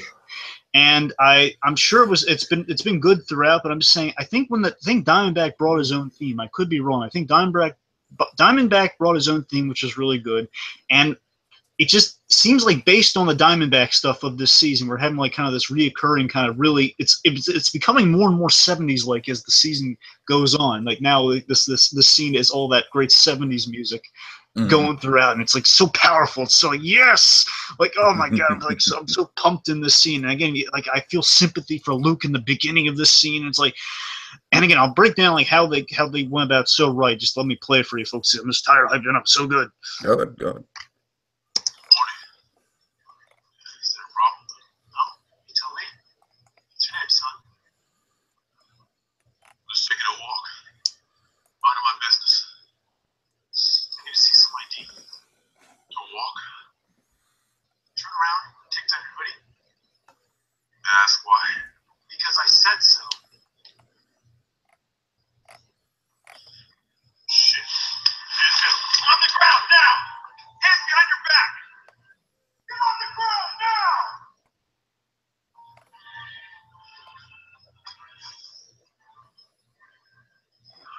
I'm really sorry, guys. You're under arrest.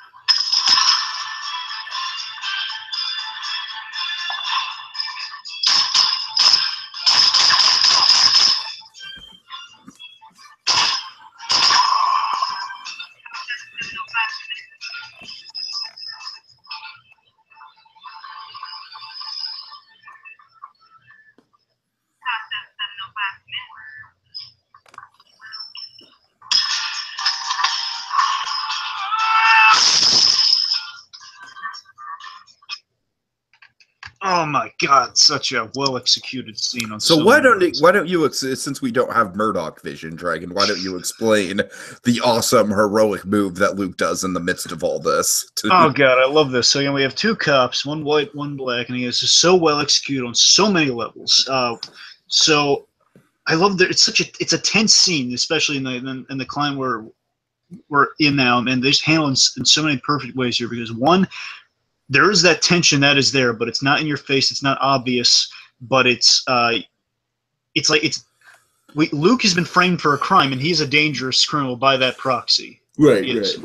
And then once they ID him, that's why they're shooting him. It's not like a pointless shooting or anything. It's just he's shooting at Luke because he is one, they have a really good authority that is bulletproof. But at the same time, again, they're shooting him because he is a criminal who's been accused of murder, and we know he's pretty powerful and unstoppable.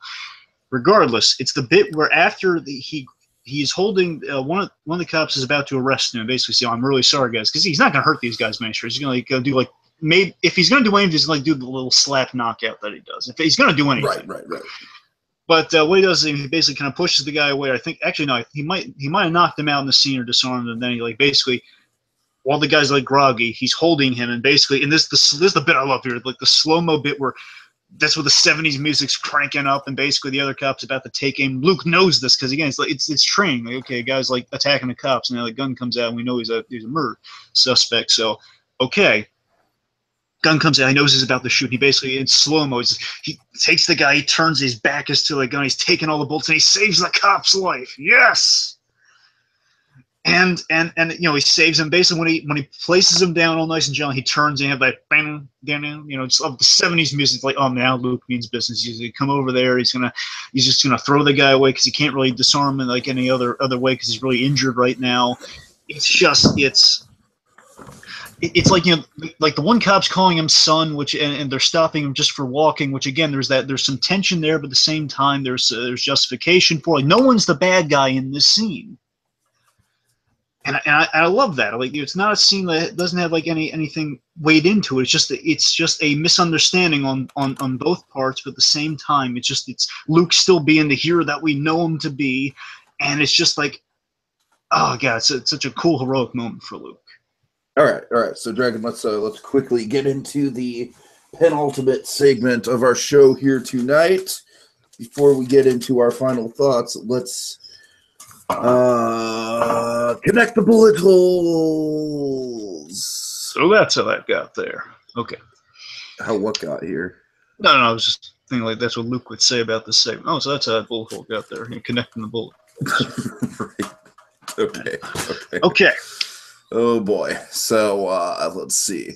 So as I kind of alluded to earlier, Dragon, I love how the Judas bullets are kind of being put into the forefront of the crime market right now. The whole idea is we got these superpowered criminals, and what's going to take them down? A superpowered bullet. That's how we make ourselves legitimate. Oh, by the way, I want to give you props, Tiki. I double checked it because Spider and Homecoming got me all mixed up, but.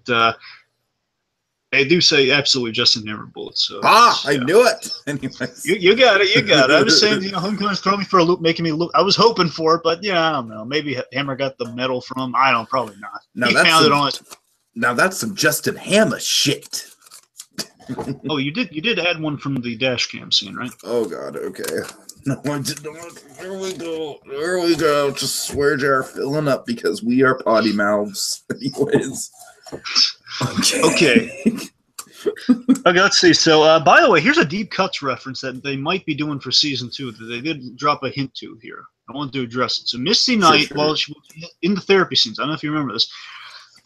In the therapy scene, the therapist is kind of reading off a rap sheet and mentioning the Love Bandit. Now, the Love Bandit might be a reference to a character called Bandit, who is also known as Night Thrasher. This character is Danielle Taylor. Basically, other guy's named something Taylor, but Danielle Taylor is the original one. The point is just I want to say Robin Hood-esque figure. I don't know anything about this character. I just know he has a cool design. His name's Bandit. My theory is that this might be a name drop to a character we're going to see, kind of like we've had references to other characters that we get more of. Like we had a reference to Bullseye, and we still have not had Bullseye in the Daredevil show. Oh God, right? They're just teasing the hell out of that right now. Again, the minute you see Bullseye, you got to worry about Karen Page. And I'll say that. Oh God, I'm looking so forward to season 3 Daredevil. Anyway, but you see what I'm saying? The Love Bandit, we might see him down the line. Sure. He started off a thing where there was a love affair going on, so kind of like him and Misty, maybe a little homage to that. Oh. Okay, let's see. I'm really liking how the episode kind of, ties everything. Like basically all the Cornell stuff, all the visuals and whatnot, the whole visual motifs that we were getting from the first Biggie 7 photo. episodes. Yes, the Biggie photo, but also just, overlooking the club as the rehearsals going on and stuff of that nature. That's all echoed in this episode with Mariah and Shades really well. Let's see. We also there was a great line. We got an explanation. Diamondback bought Cottonmouth his keyboard. Bought him his not his Casio. It was electronic keyboard. Yeah. I'm saying that's a really nice little character line there to show that he did truly have a friend in Diamondback, which is nice. You got a friend in me. Oh God. You got a friend in me. All right. Let's see. Now here's something. I'm gonna throw this theory out there. We know there's a connection between the Seagate experiment. There's a very likely connection between the Seagate experiments and the Kilgrave flash drive, because the flash drive that Reva had, that is now in Luke's possession, had the Kilgrave experiment on it. Mm-hmm. My theory. I'm gonna throw this at you. And I think Defenders might confirm this, or either Defenders or Jessica Jones Season 2 will confirm this. The IGH company, the company that is responsible for Jessica Jones' parents, I think it's all connected. Okay. I think the people funding these scientists, funding Seagate for their experiments and funding Kilgrave's parents, who are yet another scientist contracted for these programs, all IGH. All right. Throwing it out there. And maybe Sigourney Weaver is the head of this, possibly. I don't know. Sure. We'll see. I can see that. Okay, let's see a few quick things right up here. We're in Georgia, of course, for the next episode. We're still in Georgia, which is, of course, very close to Savannah, Georgia, where Luke Cage is from. For the makeshift lab in the barn. Mm-hmm. Dr. Bernstein's dropping a hint that, Reva recommended Luke for the experiment, not just kind of at a happenstance begged him, necessarily. Sure. There was a great reference to if not Daredevil Season 2, then definitely Iron Fist with all the mob factions we get. We had, the Jamaican mob, the Haitian mob, the Korean mob, and the Cuban mob. And the one mob, the Chinese mob, has a whole bunch of stuff going on. That is Iron Fist he's referencing, I'm pretty sure. There's all that stuff going on. Yeah, I will admit I kind of got a little bit of a Kingpin Cabal vibe to the whole mob meetup scene. Yeah, it was cool. Yeah. With the biblical references, it does kind of remind me of King. Oh, also, I'm sorry. This might be a stretch, but I just find I really like that the mob meetup happened in Domingo's gym with the boxing ring in the background. That is cool. Yes. It's like, of course, we're tying it to Daredevil a little bit, kind of visually and symbolically. Also, Domingo's gym. Luke Cage came through there, and I love that they're fixing the damage from Luke Cage in the beginning, and now they're having to fix the damage from all the dead guys at the end. Mm-hmm. Let's see. But yes, the fact we have the biblical quotes, kind of like Kingpin's Samaritan speech at the end of Daredevil Season 1. Mm-hmm. The Samaritan. Okay. Let's see. All the criminal factions and this is important for Luke Cage Season 2. All the criminal factions aside from Diamondback and Mariah are dead. Right. So let's just say I know going into 2 we're going to have some people filling that vacuum. I'll say that much. That's again more Bible quotes from Diamondback. Already mentioned that. That's I don't know. I think that's about it. You got anything else? No, I think that's all she wrote for that one. So. Okay. So what time is it?